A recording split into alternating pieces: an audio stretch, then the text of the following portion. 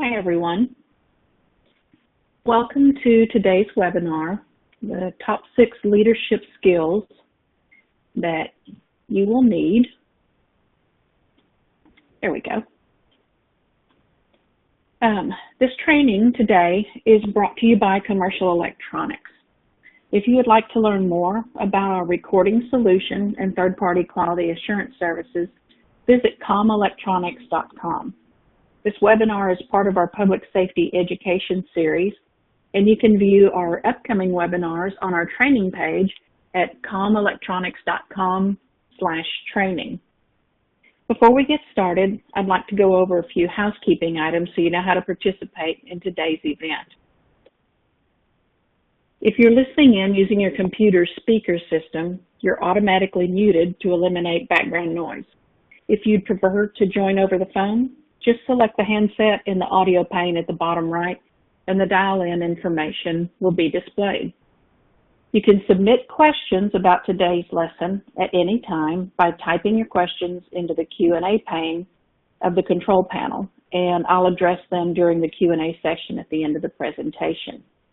Once you leave today's webinar, you'll receive a follow-up email within 48 hours with a link to view a recording of today's webinar. For those wanting to report this training to their state certification or licensing agency, send an email to training@comelectronics.com. And let me take a moment now to apologize for any lawnmower noises, trash trucks, and any dogs barking, because I am doing this from home. Okay, my name is Beth English, and I'm your instructor today. I began my 911 career as a police dispatcher 33 years ago. I was very young, and most recently served as a communications director before joining Commercial Electronics as the program manager for their QA program and higher ground instructor. I have my master's telecommunicator license from Texas.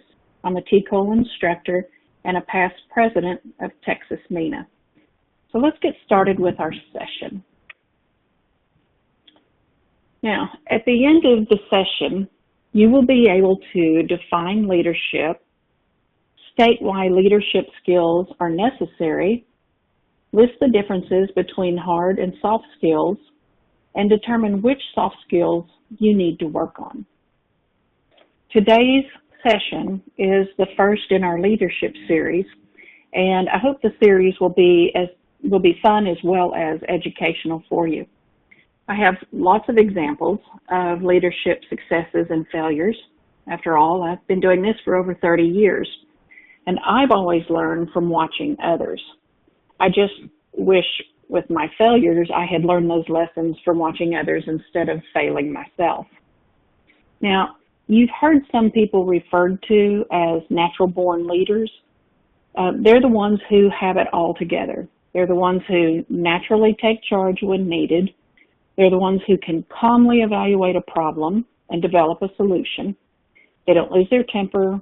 They don't lose their cool. They don't lash out. They make others want to do a good job. They are leaders. Then there's the rest of us. We may have some leadership skills, but we may be lacking in others. We have to work on suppressing our natural responses to situations and learn to have a leadership mindset. But what skills should we be working on to do that? What skills does a leader need? Well, let's start by discussing what leadership is. The technical definition is the action of leading a group of people or an organization. The non-technical definition is someone who sets a direction, builds a vision, and creates something new. It's mapping out where you need to go to win as a team or an organization. Now, one mistake that's often made by agencies is assuming that the best dispatcher will be that person who can lead the organization. And I think we can all agree that that school of thinking is wrong. In fact, I know right now, every one of you is probably thinking of a name. Too many good employees have been lost because the wrong person was chosen as a leader. Now, you may be thinking to yourself, well, I don't plan on being a supervisor or manager. I just want to do my job and go home. Why do I need leadership skills? Well, having leadership skills isn't something you only need or use when you're the boss. Anyone who deals with the public in any way needs leadership skills. And because of what you do, you more than likely already have them. Think about it. You answer 911, you lead the caller through questions as you collect the information you need. You give them instructions to help save lives, and you keep them and others safe. Oftentimes you need to calm the caller to get them to cooperate. You can't do that without already having some type of leadership skills. You may describe yourself as bossy when in fact you're just exhibiting your natural leadership skills. Another reason you need leadership skills is because without them, you're destined to fail. You can't succeed without some type of leadership skills. So what skills are needed? When it comes to being a leader, everyone has a different take on the leadership skills that are needed. You want proof? Just Google top leadership skills and you'll get hundreds of results that range from the top 5 to the top 25 skills you need. But one thing all of the articles agree on is that you need skills, because without them, again, you're destined to fail. But there are two types of skills. There's hard skills and there's soft skills. So let's look at those. When you first start your career, you were taught the hard skills, or the skills that are essential for day-to-day operations. You're shown how to answer the phone, enter the call in the CAD, or complete an actual paper sheet for a call for service, recommend and dispatch units, and all other duties that come with call taking and dispatching. As time goes on, new hard skills are added to the mix, such as training others, doing quality assurance, completing evaluations, and running reports. These skills are all needed for your day-to-day operations in a communications center. They're the easiest to define and measure, and they're the easiest to teach. So you might ask yourself, well, that's all I need to be able to be a supervisor or manager, isn't it? The answer is no. That's just a portion of what you need. One agency had a supervisor who knew how everything operated. They knew police department city policies backwards and forwards. She had been there many years and was promoted to supervisor because she had the most tenure at the time. But she had no soft skills. Everything was black and white with no wiggle room, and she had no empathy for others. As a result, the shift stayed in a state of uproar and revolt for many years. So in order to be an effective leader, you must have soft skills, which are very difficult to teach, but they can be improved. These are skills that are at the same time easy and not easy to improve. They're easy in that we have lots of opportunities to do so, but not easy because they take quite a bit of time to improve. You'll also need to push yourself to go outside of your comfort zone. So what are soft skills? Well, they're the non-technical skills that relate to how you work. They include how you interact with your coworkers, how you solve problems. Basically, they're your interpersonal skills. As I said earlier, someone can have excellent job-specific skills, like being the best dispatcher, but if they don't have the soft skills, they won't be an effective leader. That's why sometimes when we're looking for new telecommunicators, we'll hire somebody with no experience rather than someone with experience, because they exhibit those soft skills that are needed for the position. Soft skills are also crucial in customer-based jobs where the employee is in direct contact with the customer, whether the customer is a citizen, a responder, city leader, or another industry professional. And it takes soft skills to be able to listen to and help a citizen, to remain calm while you're sending responders to danger, to interact with city leaders, and also to provide helpful service. If you've been working for a while, chances are you either have or have developed some soft skills. For example, as a telecommunicator, you've worked in a team environment helping citizens find resolutions to their problems. So you've used resolution skills. But what other soft skills do you need to develop? Well, one of those, most important, is communication. Unfortunately, we are absolutely the worst at communication. I'm sure that at some point or another you've heard or you've said communicators are the worst at communicating. So why is that? Well, there's several reasons. Let's look at those. We're overwhelmed with tasks. Think about it for a minute. Whether you're an administrator or a frontline employee, you go to work every day for your 8, 10, or 12-hour shift.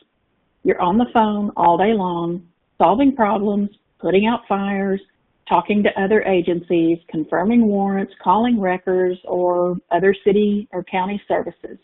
You may also be on the radio, calling and answering units, in addition to taking calls and placing calls. And let's not forget the ever-popular warrants and protective orders you may be working on in your quote-unquote spare time. If you're an administrator, you're basically doing the same thing. You're putting out fires, taking complaints, meeting with other departments, city leaders, employees, doing presentations at community meetings or conferences, and then your spare time, you're rewriting the SOPs and all other tasks assigned by your supervisor. So it's easy to see how we can get overwhelmed with tasks. As an example, one day I received an email for free training and decided my employees needed to take advantage of it. So I signed a couple of them up for the training. However, I failed to mention to said employees that I had registered them. So when the day of training arrived, neither of them showed up. That day, I learned life lesson 387. Don't just do it, let somebody know you did it. Another reason is a result of what we do. One reason we're such bad communicators is totally linked to what we do every day. When you're a call taker, you're tasked with getting the information from the caller as quickly and concisely as possible.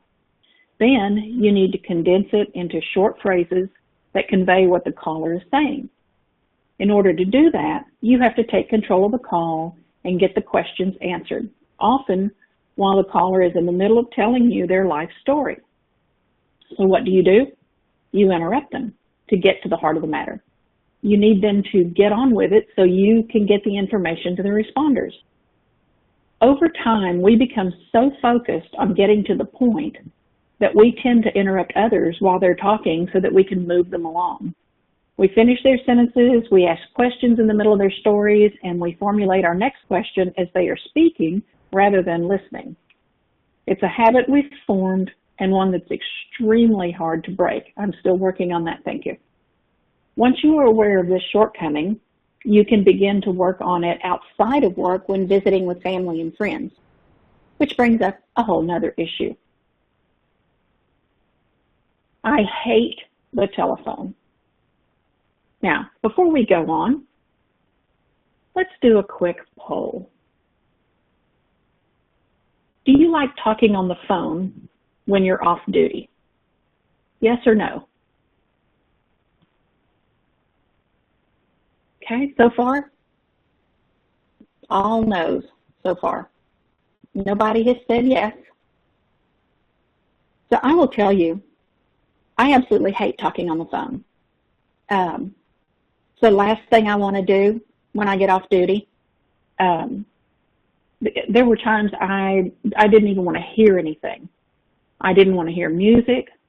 I didn't want to hear anybody talking on the phone, anybody talking on the radio. I wanted total silence.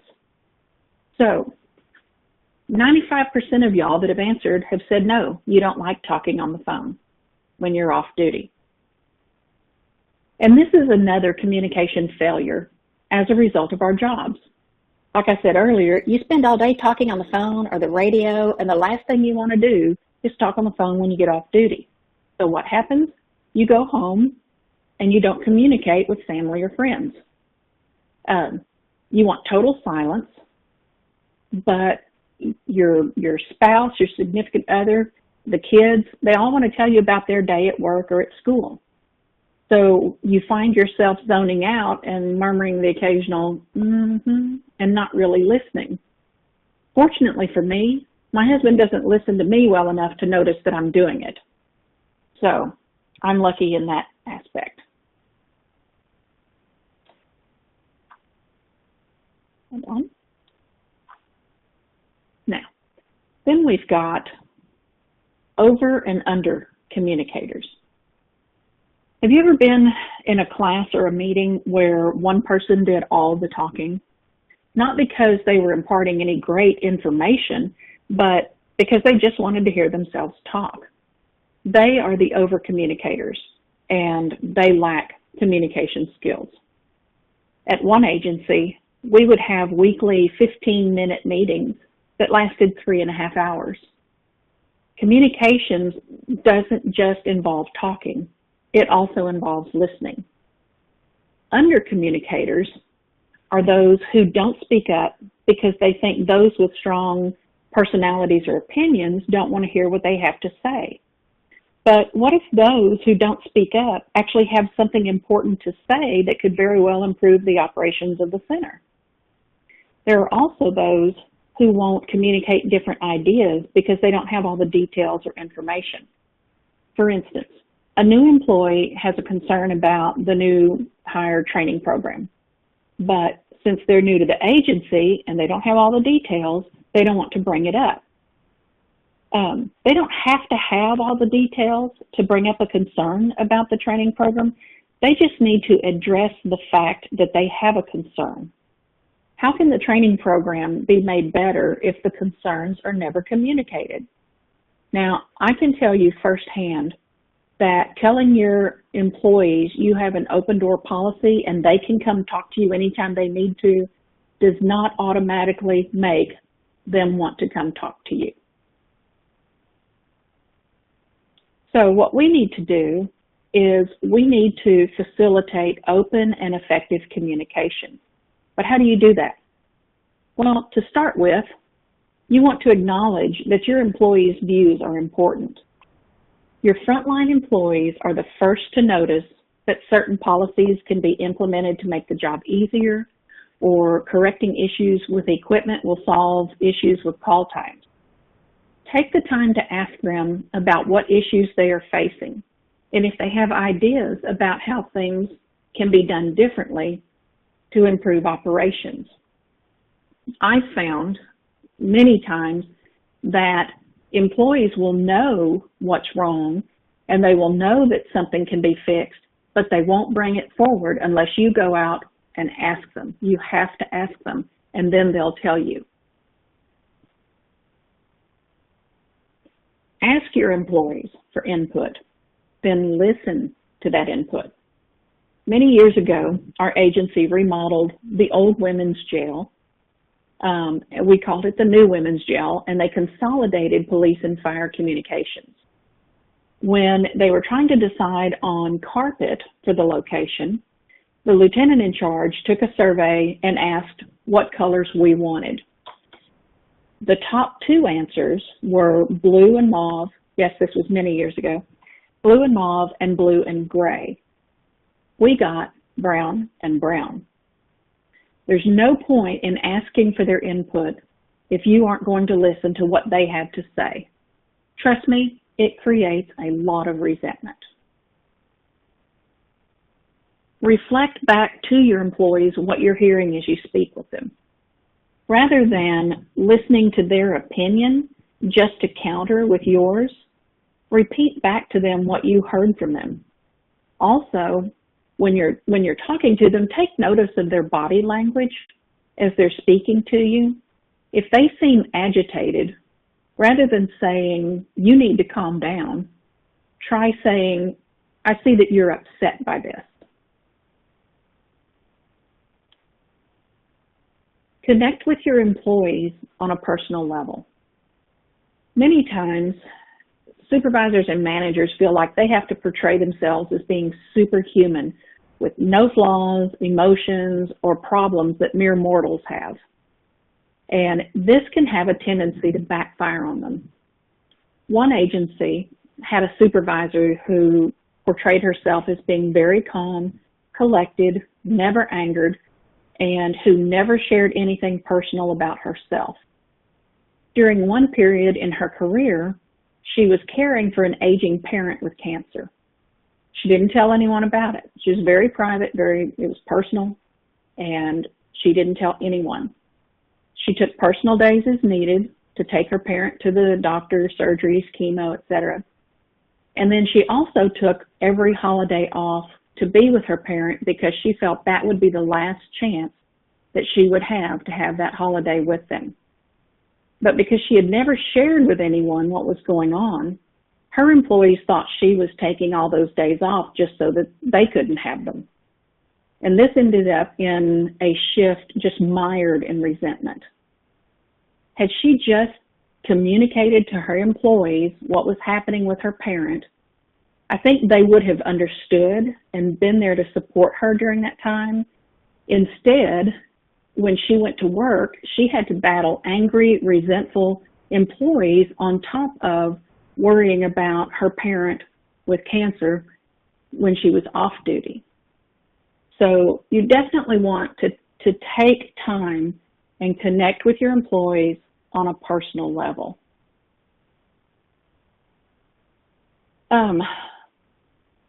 You want to be respectful to your employees. If someone takes the initiative to speak with you about an issue, stop what you're doing. Look them in the eye and let them know that you're hearing them.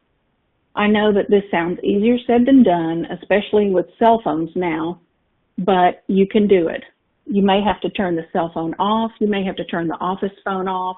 You may have to literally come around from the other side of the desk to sit with your employee instead of across from your employee to be able to do this, but you can do it. Acknowledge their input. Not every idea or suggestion that they bring forward will be appropriate or even possible, but acknowledging the input from them goes a long way towards creating open communication. And even though some of the things that they bring forward may not be possible, maybe you can think of another solution that's close. I had an employee once ask me for a sandbox. Well, obviously, it was a totally outrageous ask. Wasn't anything I could accommodate, but I did accommodate him. I bought him a miniature 2-inch by 2-inch sand Zen garden. Hey, whatever it takes to keep them happy. I know, recognize your employees, and I know we talk about this all the time, but your first thought is always going to be, we don't have the budget for this. Recognition doesn't always have to cost anything. You have an office budget, so get some cardstock. Look for a template online. Print out some thank you cards. A handwritten note thanking them for their hard work or congratulating them on a great call, a baby delivered, or a life saved, especially during a regular meeting. That can go miles towards opening lines of communication. And if you schedule meetings, schedule regular meetings and then stick to it. It's very easy to get blown off course by other issues crowding out your days. So rather than scheduling meetings for every week, please don't schedule meetings for every week. Try scheduling quarterly or biannual meetings. These are easier to stick with, and having meetings with all of your employees ensures that they all hear the same things from you, and then when you do recognize your employees, that everybody knows that they're being recognized. And then address problems when you see them. If there's a problem with an employee, handle it. Don't make your other employees have to deal with that problem every day.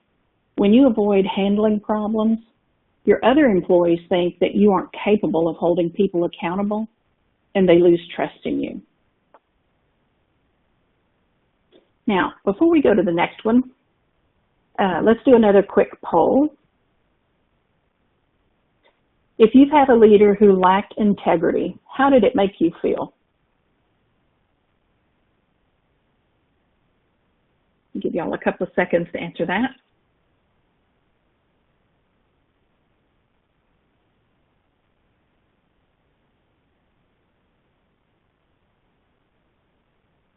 Okay. Frustrated, angry, unmotivated? Absolutely. All of those. Very frustrated. Okay, very good. Now, another soft skill that is needed is integrity.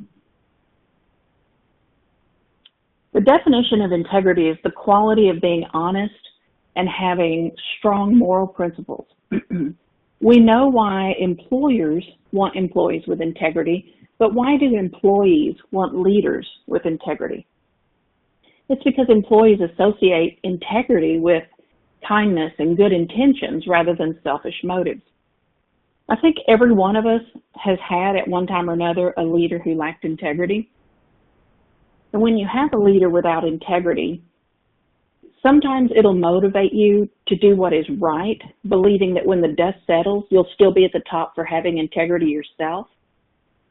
But too much of working with a leader with no integrity creates feelings of mistrust, disrespect, and takes away any motivation you started with. One agency had a training coordinator who lacked integrity. He would conduct state-assigned classes in less than half the required time, and then spend the rest of the time with trainees off campus doing visual tours of the jurisdiction and inspections of local restaurants and shops. He failed to maintain professional relationships with them, resulting in trainees requesting that they not be sent off campus with him again, and sexual harassment complaints from both male and female officers. He eventually lost his job, and when his manager started going through his work, it was discovered that not only had he not been doing the training correctly, but he had been falsifying classroom records to the state, and he had been, besides not doing his work, and he had been having numerous inappropriate relationships with some of his trainees. Now, other employees were aware of his off-campus activities, including other supervisors, and although the issue had been reported to his manager, it was not handled as it should have been. The lack of action on the part of the manager sent a message to the employees that his behavior was acceptable, while other actions, such as tardiness and other minor policy infractions, were not, which resulted in very low morale. So how do you demonstrate integrity? Well, first of all, you treat people fairly, and you let them know that they can trust you. When your team succeeds, give them the credit. When they fail, take the credit. When anything was questioned in my agency, I always said, we did it, rather than they did it, because no one person was ever responsible for anything, whether good or bad. We worked as a team. If we got positive recognition, it was because we were awesome. If we got negative recognition, it was because we messed up. Be willing to admit your mistakes. You're human, not infallible. And being able to admit that to your employees goes a long way towards building that trust. Think about people you admire and what you admire about them. Then think about what you can do to emulate that. I once had a supervisor who never lost her temper. Regardless of how an employee reacted to being disciplined, she never raised her voice or talked ugly to them. She would simply let the employees know that their behavior would not be tolerated, and in the future she expected better. So I decided to put this into practice one day, dealing with a wireless carrier employee who was being less than helpful. And rather than lose my cool like I wanted to and like I normally would, I simply asked the employee to spell her name so that I would have it correct in my report to the company. She immediately changed her tune and helped me with my issue, where before that, all she could say to me was, "I'm sorry, I can't help you." This one's kind of tricky. Ask others how they view you. It can be painful, but check with your employees, your boss, and your peers to see how you're viewed and what you might need to change to exhibit integrity. I found out once that my employees and coworkers thought I was unapproachable because I have RBF. If you don't know what that is, don't worry, I didn't either until that time. I'm not going to tell you, you just need to look it up. But that was the first time I'd ever heard of it. So, after I asked what it was, I learned that I needed to smile at others more so I didn't look so intimidating. I mean, what an eye-opener is that? And nobody wants to hear, sorry, but you have RBF. Don't be afraid to be vulnerable with your staff. You aren't superhuman, and they don't expect you to be. Having a persona of always being in charge may be great in battle, but in the workplace, it can create mistrust. Show your human side. Problem solving. Leaders are there to lead, so it stands to reason that a good leader can solve problems. In public safety, we're adding technology every single day to what was already a technical job. It used to be that we would have to call the state if something went wrong with NCIC, or we called the phone company if something was wrong with 911. Now, however, there are third-party vendors selling equipment, programs, software, and 911's moving to the cloud. Add in the wireless carriers, the CAD vendors, the GIS companies, and the anti-alley providers, and the list of who to call is bigger than the NCIC code manual. Part of being a leader is solving problems just by knowing who to call. And technical problems aren't the only problems that need to be solved. There are personnel issues too. Because of the wide range of personalities doing the job of telecommunicator, most communication centers have an array of personnel problems. Sometimes the number of issues, whether technical or personnel related, seems insurmountable. But they can only be solved one way, and that is one step or one bite at a time.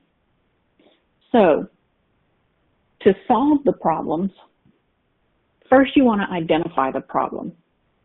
Let's look at an example, okay? You keep hiring new people, and after a couple of months, they leave. The problem is not that they're leaving. That's the symptom. So what is the problem? You may have to do some research to figure this out, including exit interviews, surveys, and interviewing other employees.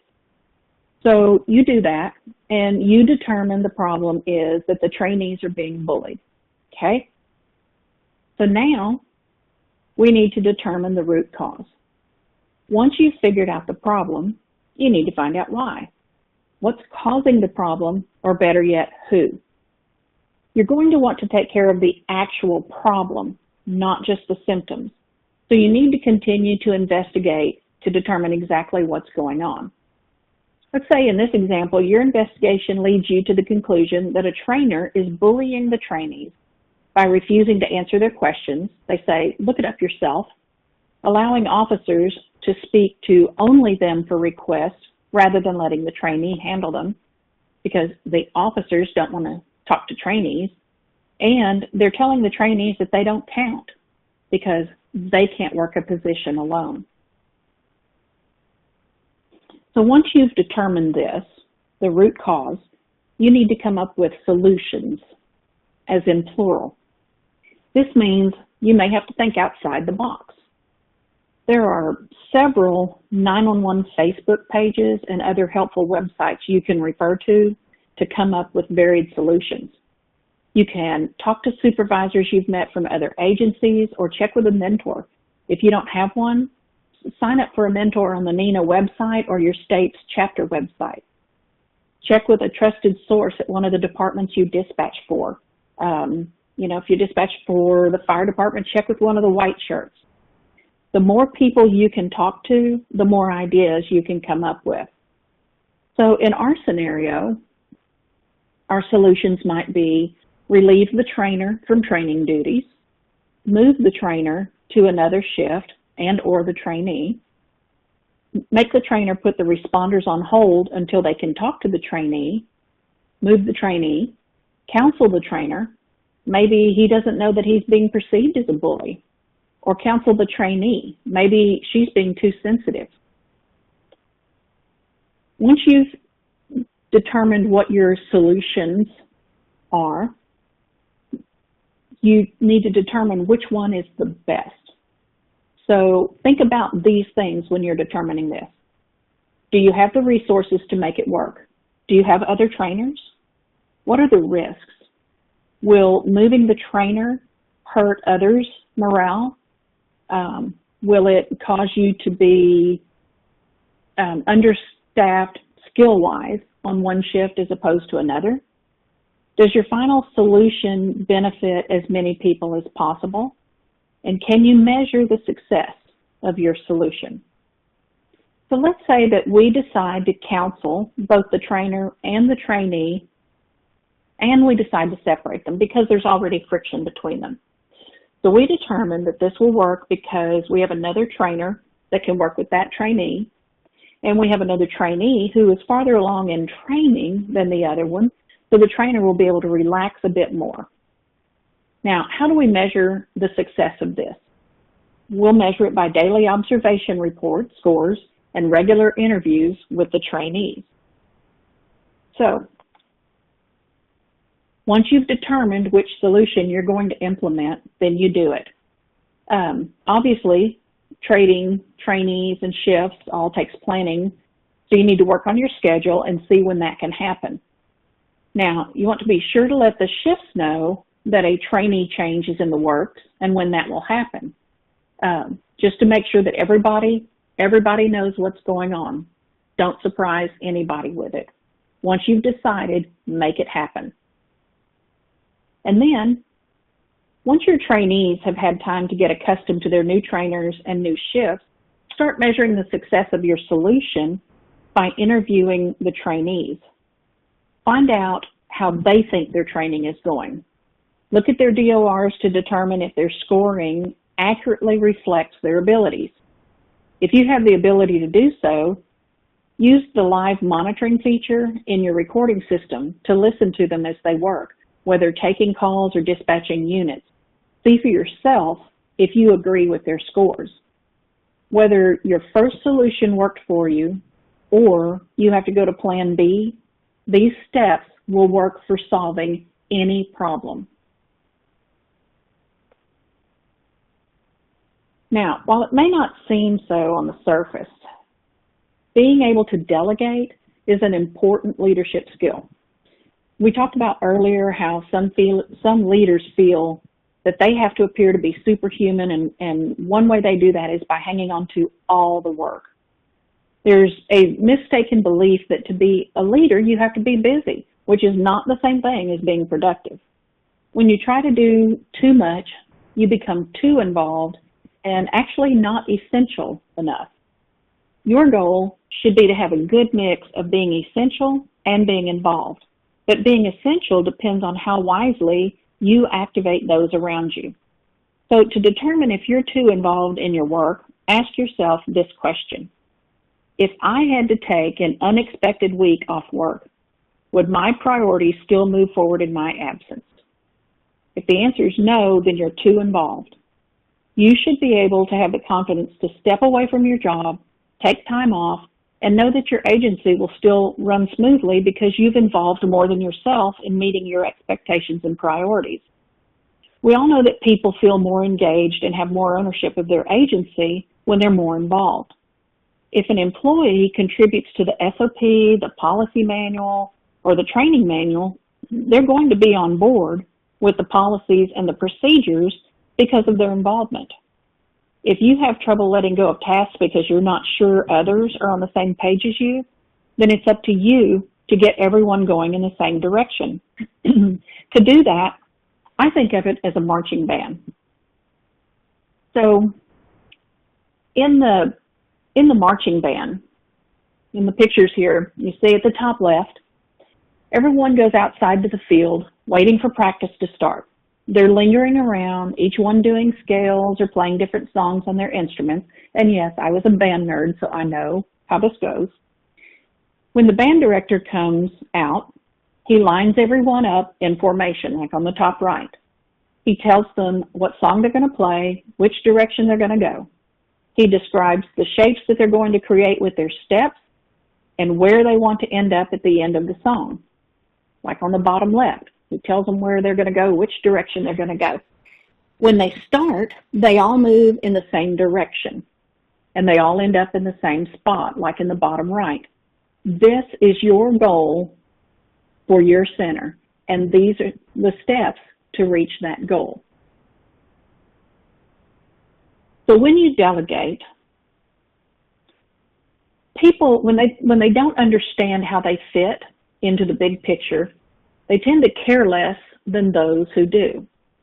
They need a reason, and you have to give them that reason. If you'll remember, I mentioned earlier a supervisor who had no soft skills. She didn't communicate with her employees at all, and they would often receive memos stating a new policy was in place or a new procedure was to be followed with no reason given. Many times the new procedure didn't make sense, and it caused more work for the center. So this lack of communication caused a lot of resentment. Had they just been given a reason for the new procedure or policy, told how it fit into the big picture, and then been given an opportunity to provide input, they would have been more likely to accept the change and tried to make it work. Instead, there was an entire agency of disgruntled employees with extremely low morale. You can't motivate your employees if you can't explain why something matters to you or to the agency. People get excited about things when they know they're going to be involved and they understand their role in making it happen. They need to know what your expectations are, how you want them to fit into this project, and that their capabilities align with your expectations.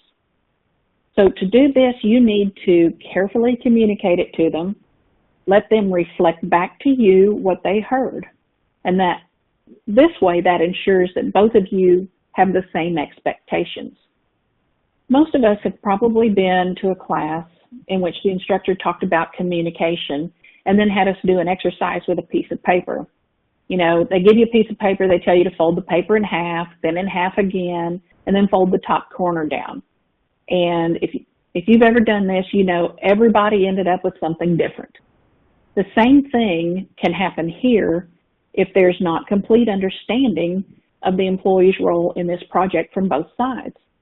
So the confirmation needs to be verbal, whether voice-to-voice or face-to-face, but definitely not by email, because if the project fails, you can't say, I told them what to do when you really didn't tell them. Be engaged-ish.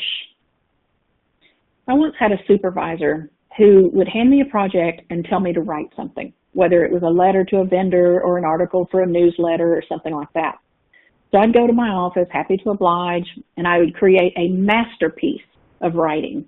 Think Christmas story here, with the appropriate language, quotations, bullet points, etc. It was wonderful. I would take it back to her thinking, wow, this is great. And by the time she was finished reviewing it, I would have to rewrite the entire thing. And she did this every single time. One time she asked me to write a memo and bring it back to her, and I suggested she might want to write it herself so she didn't have to change so much of it after I wrote it. That didn't work. I still had to write it. But my point here is that she was too involved.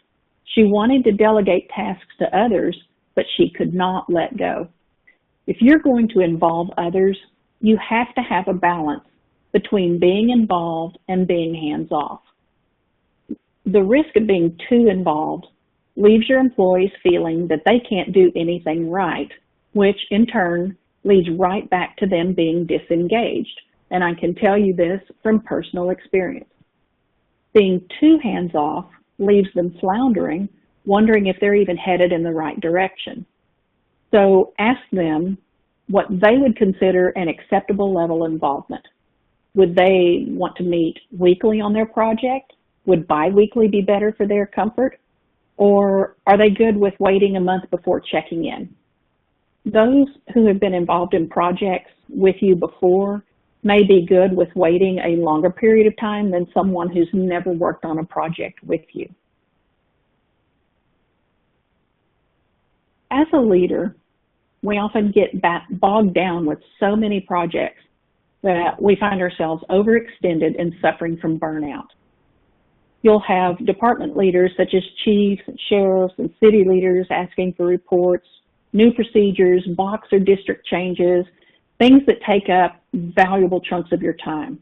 And all of these requests need to be done yesterday to be presented to City Council tonight, or to accommodate response changes they've already made that your team didn't know about. So you can say yes to all of these requests, but then you find that you'll have to work the entire 24 hours to get it done. This is when you learn to say yes, no, or yes if. When I first became a director, I had so much to learn about the agency that I took on all the projects myself. I'd go to work early, I'd stay late, and then I'd take my computer home to work on the things I couldn't get done at work. Eventually, I couldn't keep up with that kind of schedule, and my family got tired of seeing only the top of my head over my computer screen. As painful as it was, I had to let go of some things. I had to learn to say no and yes if. What came for me doing that were employees who had a lot of knowledge and skill already, being able to exercise those skills. Having been a small agency, they hadn't been involved in anything extra before, and it gave them a much bigger sense of belonging and ownership in the agency. While I felt at the time that I had to be able to do everything and that would make me a good leader, it turns out it's not about that at all. It's about developing your people. So to do this, try making a list of the projects and tasks that need to be completed. Then prioritize them. Then determine how much time you're spending on each one and see if the amount of time aligns with the priority of the task. If not, the ones that are taking up most of your time that are lower on your priority list need to be reassigned. Now consider your employees' talents and skills. Do you have a project that needs attention to great detail? Consider assigning that to your employee who enjoys entering protective orders and doing validation. Yes, there are those people, I know. What about that speech that needs to be ready to present to the City Council tonight, explaining how the newly consolidated center runs? Do you have someone who used to be a teacher or who loves giving talks to groups? Have them write a draft of the speech to get you started. More than likely, you have someone on your staff that's a database person. Have them enter new grids or boxes into your CAD system. Once you delegate some of your projects, not only does it help you achieve your goals, but it also gets your employers involved and taking ownership of your agency like never before. Let them go forth and conquer. Teaching and mentoring are two different skills, but both will help your team grow as a whole. Let's start with teaching. When you teach someone, you set out with the intention of someone learning something, like a new skill. But teaching is only teaching if that person can take on what is taught. You're not just trying to get them to commit something to memory. Instead, you're teaching them to participate in the process so they can establish the knowledge that you're giving them. That's why you ask them questions. You provide relevance, you do simulations, and you practice different scenarios. To teach others, we need to focus on exactly what we're trying to teach them and ensure that they understand the what and the why. As I said earlier, if you're the only person in your agency who can handle a certain task, then you need to teach that task to someone else for continuity of operations, and you need to convey to them the importance of learning that task. You also need to have knowledge of your subject. I've been told in the past that if you want to learn about something, teach it. When I was a TCIC/NCIC associate trainer, I would come across questions that initially, when I first started teaching, I couldn't answer. So I would research it, and before long, I could answer any and every question about the system. I could quote the actual Texas government codes that dealt with the unauthorized use and dissemination of criminal history information and the resulting penalties, as it says in the book. You may not know what you don't know until you start teaching it, but teaching something is the absolute best way to learn it. So now let's look at mentoring. Mentoring is more of a reciprocal relationship to help the mentee's growth, learning, and career development. In a formal mentoring program, you generally not have a boss mentoring an employee, but as a leader, that's exactly what you're going to do. As you lead your team, it's in your best interest to mentor your team members to assist in their learning and career development. Why? Well, because as we discussed earlier, you need more knowledge on your team, and when your team succeeds, you succeed. Remember that I said that when my team succeeded, it was because we were awesome, and when we failed, it was because we messed up. So when you mentor your employees, there may be several different skills or tasks you can work on with them. For instance, you have an employee who wants to be more involved in the industry and not just collect a paycheck every other week. How do you facilitate that for them? Well, for starters, have them do some public education sessions with civic groups. Who else is better at explaining how your center runs than someone who's in the trenches every day? Are they afraid of public speaking? Well, start with elementary school children. Half of them aren't paying attention and the other half just wants to go to the bathroom. This gives your employee great practice and a chance to determine what needs to be added to the session. Once they're comfortable doing that, let them spread their wings a little bit more. Now, most of us have little to no training budget.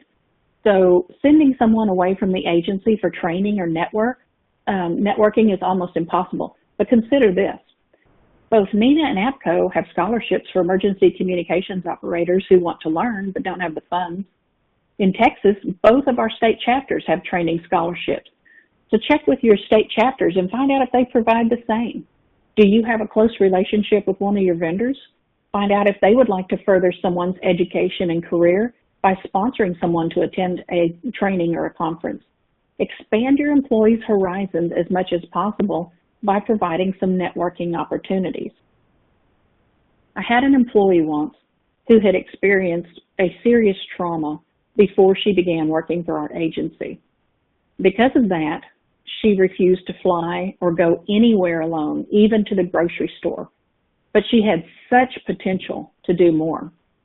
So one year I convinced her to go with me to a conference so she could see what else there was and what she could do beyond dispatching. It was tough initially getting on the plane, but we made it to the conference and she was actually thrilled. Eventually, she joined the state PSAP Standards Committee and began attending meetings on her own. I didn't save the world during my time there, but that one change felt like I had. A good mentor can help the mentee become more effective at work, learn new skills, develop their confidence, and make good decisions for their overall career growth. And as a leader, you are in the perfect position to do this. Now, let's do one more poll before we do this. How would you rate your decision-making skills? I'll give you all a moment to answer that.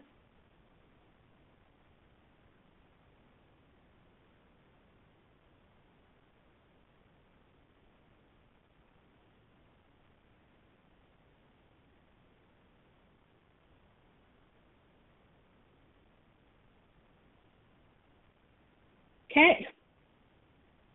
We have a percentage of people that make paper bags, but most of us can get out of the paper bag.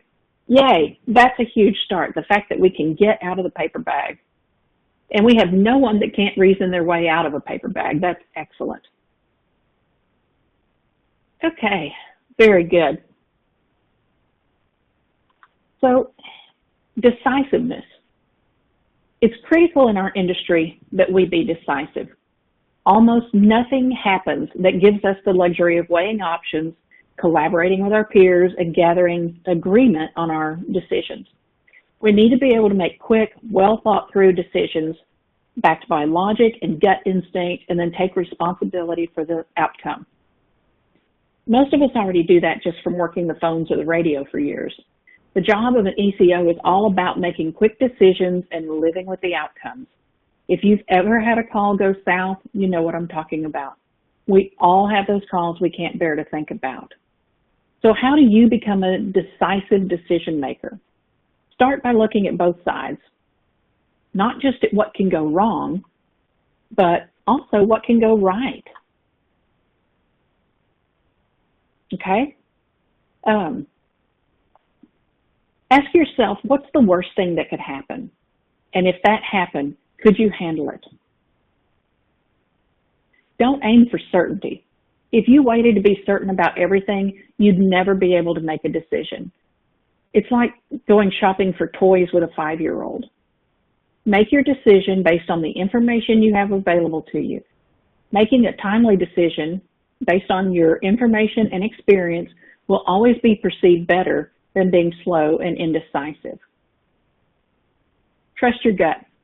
Over the years, you've built up a wealth of knowledge and experience to the point that you have that gut feeling. In fact, if you think about it, you are using or have used your gut feeling every time you answered 911. When you don't trust your gut feeling, more often than not, you end up regretting it. I can tell you that when it comes to hiring, every time I've gone against my gut feeling, I wanted to kick myself. And I am the worst about not trusting myself and paying the price for it. So once you've made your decision, own it and courageously follow through with it. If it was the wrong decision, admit it. One phrase that I've used more than a few times is, well, that wasn't what I meant to do.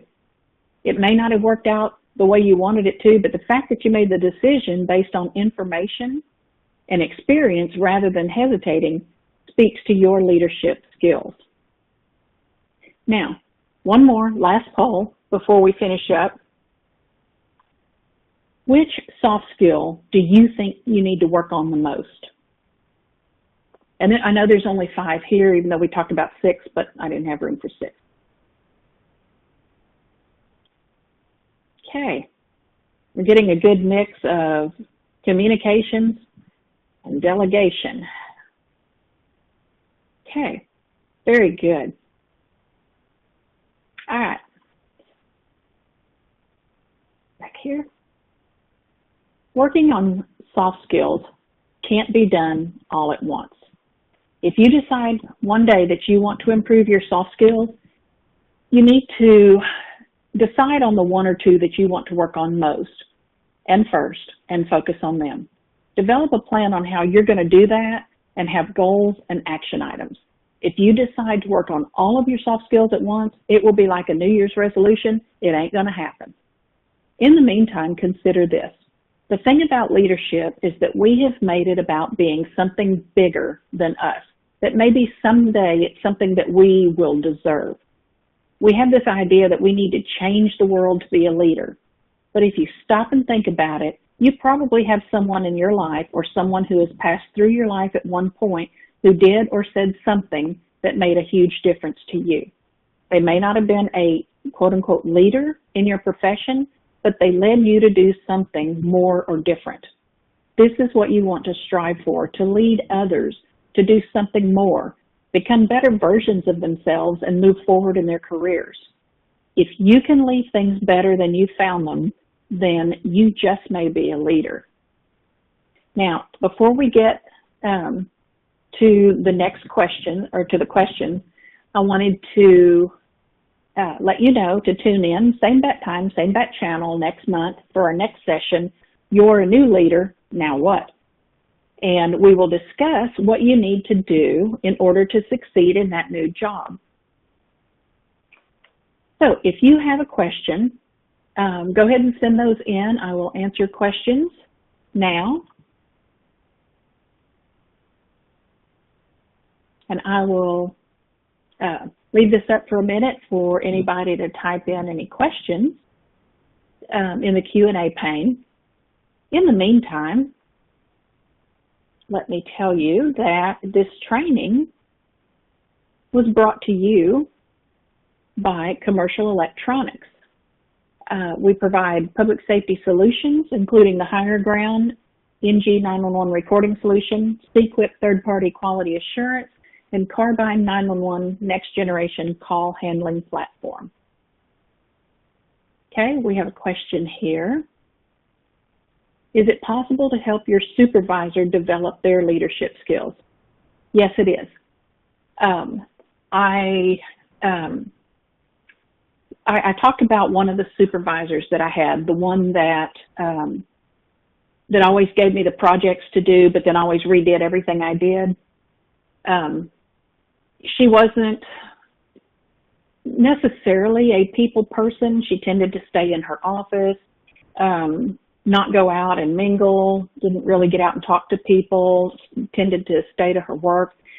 And so just from suggestions, not me going in and saying, you know, people are getting resentful because you're doing this or you're not doing this, I would suggest that, hey, why don't we do this? And it was always put as we. Why don't we do this, or why don't we do that? Or I might say, have you talked to so-and-so today? Did you know that this happened this weekend? And, you know, it'd be a case where she didn't know, so then she would say, oh, well, I need to go out and talk to them. So what I did was I just put forth suggestions every so often, just to let her know that that there were different things that needed to be done. You know, everybody needed to have a meeting about this, or, you know, all these different people were saying different things about something. Let's have a meeting with them and tell them what exactly is going on. So you can do that by suggestion, saying we need to as opposed to you need to, different things like that. But yes, it is possible to help your supervisor.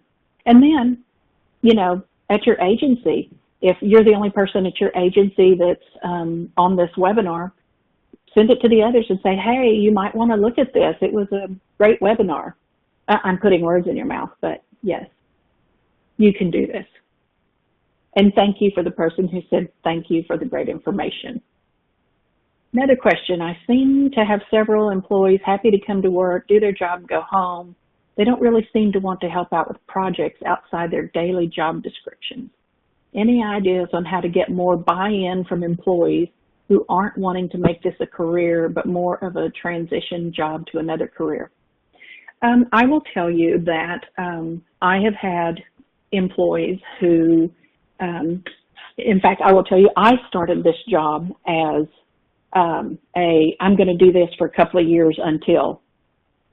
And what I found is that a lot of people don't understand that this job is not just about sitting there answering the phone and dispatching units. If you stop and think about everything that you use in that position, everything in that room was created by somebody, by some vendor. And the thing is that you can move so many directions from this career. So maybe they don't want to be a dispatcher. Maybe they eventually want to be a teacher. Maybe they eventually want to just make better money and they're good at sales. Find out what it is that they're good at. Find out what their passion is, and then look at different directions that they can go from being a telecommunicator to doing what their passion is. Agencies, other agencies hire trainers. APCO and NENA hire trainers all the time. If they want to be a teacher, let them do something like that. If they think they can move on to something more, they might be more involved in what they are doing and getting more involved in other projects. Also, like I said, if everybody wants to go somewhere away from work. So check with your state chapter and watch the national APCO and NENA websites. If you can get a scholarship for a conference, send them. They will see how much more is actually out there that they can do, and it is an eye-opener once you get out of the agency. I know a lot of people lock the door from the outside, but if you can get them on the outside of the door, it's amazing what they'll find out. And what's your best suggestion for combating employees who question your integrity based on erroneous facts and twisted information gained from unreliable sources? The facts and overwhelming data support you as someone with integrity, but they are dead set against you and are trying to ruin your reputation. I have had that. I was actually called petty one time because I actually followed a rule, and I had an employee lie to me about being off, needing bereavement leave, and I found out that evening when I went to a party, they were there. There was no bereavement leave needed. So I actually, by the time I handled that the way I thought I should handle it, yeah, my name was pretty well trashed. But I will tell you this: if you have integrity and you deal with everybody the same way, people are gonna trash your name. It's gonna happen.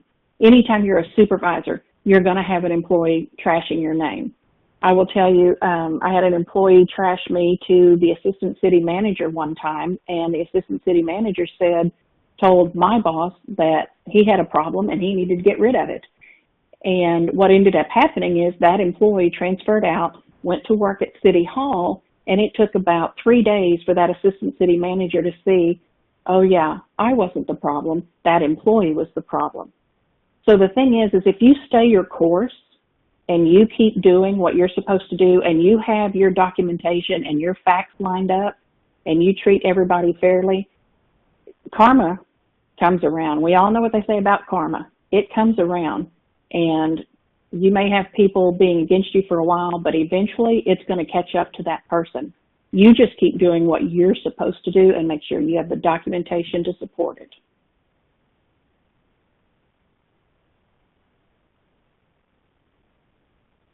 Okay, I don't see any more questions. I want to thank everybody for attending, and everybody have a great week, and everybody have a great holiday weekend. Thank you.